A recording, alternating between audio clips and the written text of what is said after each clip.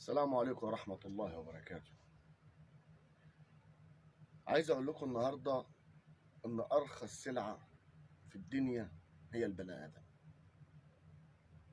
معلش مع احترامي ليكم زي ما انتوا شايفيني كده، راجل طفحان الدم. بكام؟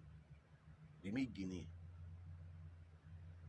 أرخص سلعة في الدنيا النهاردة البني آدم، عشان إزازة الزيت النهاردة وصلت 100 جنيه. يعني بيوميتي طفحان الدم 12 ساعة، يمكن 16 ساعة كمان، ب100 جنيه، عشان أنزل أجيب في الآخر بيها إزازة زيت واحدة. طب خليني أحسبها معاك، خلينا هنفطر. أنا أسرتي مكونة من 5 أفراد، أنا وزوجتي وولدين وبنت رضيعة.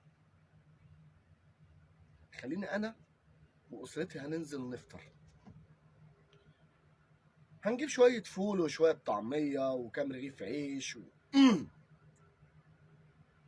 كحد أدنى. يعني مش هقول لك إن أنا هجيب، يعني لا، خلينا في خير الأمور الوسط. يعني خليني أقول لك ب60 جنيه هفطر أنا وأسرتي ب60 جنيه،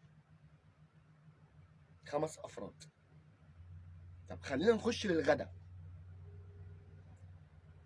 هنزل اجيب لي كيلو بطاطس ب 15 جنيه، كيلو طماطم ب 15 جنيه، ادي 30. هنزل اجيب لي كيلو بصل ب 25، ادي 55. هجيب لي كيلو رز ب 35، يبقى ادي كده 5، ادي 90.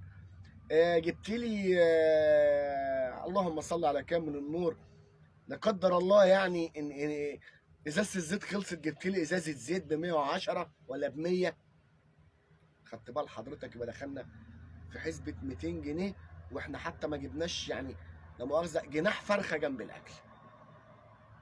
مش هقول لك مش هناكل فراخ، مش عايزين ناكل فراخ. عشان أجيب كيلو لحمة لبيتي أشتغل 4 أيام ونص، كيلو اللحمة ب 430 جنيه، يعني أطفح الدم 4 أيام. بلاش أقول لك كيلو لحمة، نص كيلو أنا وعيالي، نص كيلو. لو كل واحد خد له نسيلة كده هنمشي الأمور. ب 210، يعني أشتغل يومين ميت في الشغل عشان انزل اجيب لي نص كيلو لحمه. ارخص سلعه في الدنيا البني ادم. ويا سلام لو ربنا كرمك بحته مدير ابن حلال يطفحك الدم، يخليك بعد 16 ساعه شغل ولا 17 ساعه شغل بال100 جنيه اللي هيديها لك تروح عشان توصل لسريرك زاحف ايدك على ايدك ورجلك، كتر التعب مش قادر تقف ولا تسلب طولك. بال100 جنيه، ال100 جنيه اللي مش جايبه النهارده فطار لعيالك. احنا اتكلمنا في الفطار 60 جنيه، دخلنا في 200 جنيه غدا. طب وعشاء؟ طب والطفله الرضيعه؟ معلش كيلو لبن وصل 35 جنيه، عايزه لها علبتين زبادي، علبه الزبادي ب10 جنيه. كده كام يا سيادنا؟ معلش عشان عقلي تعب من كتر الحسابات. 35 و20 ده 55 جنيه، وعايزه لها على الاقل كل يوم 3 بمبازات. 3 في 6 بكام يا جدعان؟ انا تعبت ومش عارف اعمل ايه، مش لاقي حل. ال 3000 جنيه النهارده مش مكفيين حتى اجيب لهم عيش حاف. عيش حاف. قولوا لي اعمل ايه؟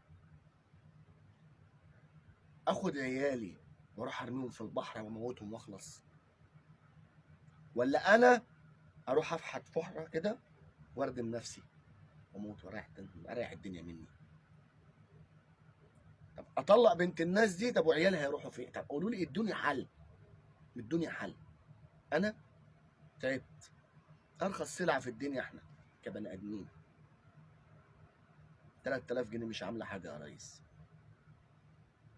اللي يقدر يمشي بيته بال 3000 جنيه طول الشهر يقول لي بيمشي بيته ازاي، وانا ماشي بيتي زيه. معلش يعني. شكرا. السلام عليكم ورحمة الله وبركاته، وآسف إني أزعجتكم.